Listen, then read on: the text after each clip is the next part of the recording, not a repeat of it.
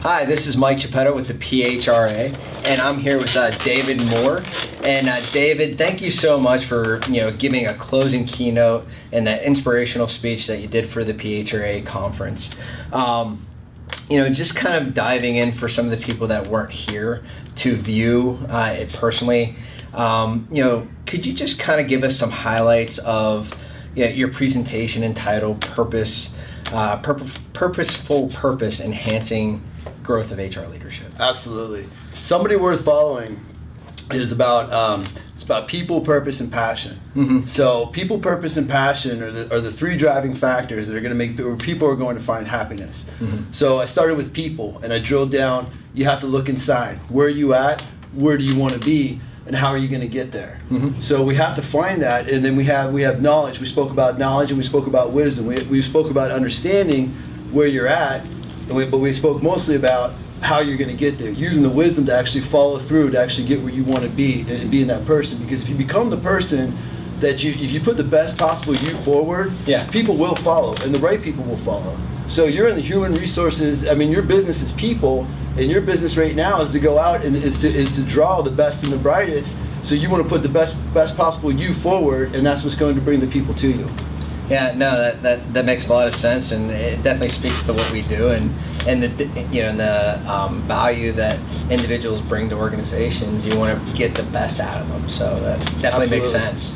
And then passion, we spoke about passion, micro passions, having different micro passions. If you look at it on a large scale, you take your musicians or your artists, or you take like the Tom Pettys and people like that. Yeah. I mean, it's such a large scale, it's hard for us to relate to, because we have micro passions. We have multiple passions where we feed from those, and your passion might be out in the community, but that might not be the way that you can actually feed your family or take care of your family. So you have to have multiple micro passions, and you have to work those into every part of your life. And as an HR professional, if you can go, and if your passion is, hey, I'm going to take this person that has this talent and I'm going to put him in the right position, you're going to see the feedback from that. So that's a great passion to have as an HR executive or HR professional. Yeah, definitely agree. You got to put the people in the right areas and make sure that that's going to set them up for success, because ultimately that sets up everybody in the organization for success, for sure. So thank you for sharing that. It's been a fascinating journey of your life. How have your life experiences in general, whether it be the 39 combat missions that you've had for the Middle East, or the 2 plane crashes that you've survived. I mean, those are all experiences that have probably shaped you and kind of given you the path in which you speak to people today. Can you tell us a little bit more about those experiences? Absolutely. My first plane crash on December 17th, 1997, it changed my whole life. It took my purpose, where I talk about purpose, isn't having, you're going for a purpose, and all I wanted to be was an airline pilot. Mm-hmm. And that was everything I wanted to do, but my entire purpose has changed after that, and it completely redirected my life, and I ended up in the military, and then I achieved what I wanted to there, and then redirected from there, and now I'm a speaker, and I go around and I give the knowledge that I've learned from the facing death like I did. It's coming so close to dying that day. Mm-hmm. And the point that I like to get across is we all have. You have a plane crash. Everybody has a plane crash story, and how we take that story and what we do with it is the difference between post-traumatic stress, mm-hmm. post-traumatic growth, or say PTSD. Because when it becomes a disorder, that means that you haven't dealt with it. But if you take the knowledge, if you take the wisdom out of it and you grow from it, it changes the whole world. And that's what we're looking to do. We're looking to help people find their purpose and redirect their lives to where they need to go, where they want to be. And that just led to the next, and the next led to the next, and just kind of a building block. And mm-hmm. I would like to think that I'm only in the middle of my journey. I still have a lot more to go. Yeah, I mean, definitely. Those, you look at your life and you look at where you've come from. Yeah, you've got a whole bunch in front of you. It's been a journey. Definitely. Just take it as it comes.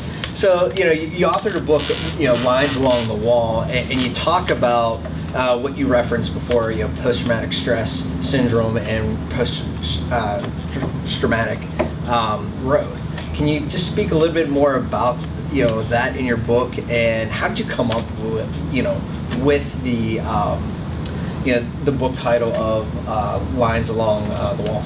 Well, Lines Along the Wall, for me to even author a book was pretty amazing. Like if you'd have picked the least likely newspaper here in Pittsburgh did an article about me, and it happened to be my 11th grade English teacher. And he said, if you would have picked the least likely person to ever write a book on life, it would have been David Moore.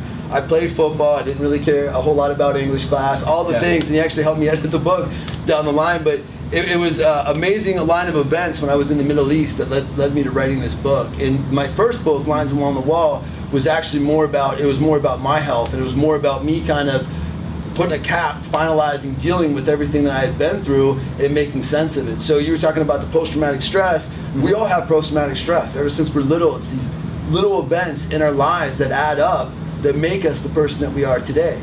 Now, if you want to put a disorder on there, that means that we weren't able to deal with that. And I try to get away from that, because telling somebody they have PTSD means that they have a disorder and they're at a handicap, where I believe they're actually at an advantage with post-traumatic growth, because you can take that lesson and you can grow from it. So post-traumatic stress goes back to the time of Moses, when he used to, after hand-to-hand combat, he used to put them outside the camp to see how the individuals would react to that. You can only imagine how bloody and gory that would be. So as humans, we've been dealing with that all, that's been since the beginning of time.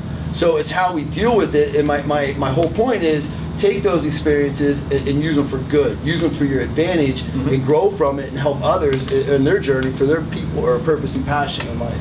That makes a lot of sense. I've had some friends that have actually served over in the Middle East and have thankfully come back from there, but like you said, they're dealing with those stresses and trying to grow from them and trying to just acclimate themselves back into society and live a normal life. So I think when you can grow from those types of events, I agree. It's not you don't want to label it as a disorder, but from a learning experience, definitely, and a growth experience, definitely as well. Absolutely.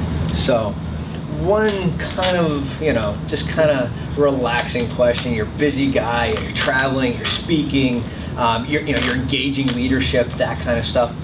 What the heck do you like to do in your spare time? Well, family number one. Yes. So I have a beautiful wife, 2 beautiful girls, and a 3rd one about to come in the next week or 2. Congrats. Thank you. Now, you know what you're having. That's a girl. Right. So I have okay, 3 girls. So 3 girls. So if I'm going to have a boy, I've already been told that we're adopting. Okay, gotcha. That came straight from the top, so straight from the wife. But so I'm big into my family. We have a lot of fun as a family. We we keep it new. We work together, and I enjoy spending time with my family. Outside of that, I actually still enjoy to fly. I love to fly. I fly for my own personal, my personal whatnot. I get out there, my personal adventures. I fly to places when I can, and then I also still do a little bit of teaching. So I love to teach, and there's nothing more rewarding to me than teaching. Or I do. Yes, okay. Yeah. So I get some time up at I helped a flight school get started up here. Actually, not too far from here, Beaver County, where I got to start at. Okay. And I love to give my time, and the aviation is right now. It's just bursting. There's so many opportunities out there. So they have 20-year-olds trying to teach 18-year-olds, and some people that are struggling a little bit, they can bring me in. I have a little bit more experience, and you can imagine at first these young kids don't even know how to deal with me. But then I get them to where they want to go, and then after we get them soloed or whatnot, I'll cut them loose. But I have a good friend up there that runs the flight school, so awesome. I love to teach. That's a part of me that I've always enjoyed. So pay it forward. That's my whole.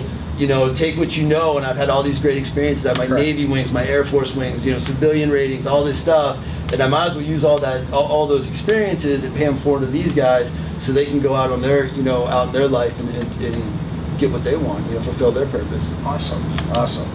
Well, David, this has been tremendous. We appreciated you coming in and speaking to the conference. I know I enjoyed it.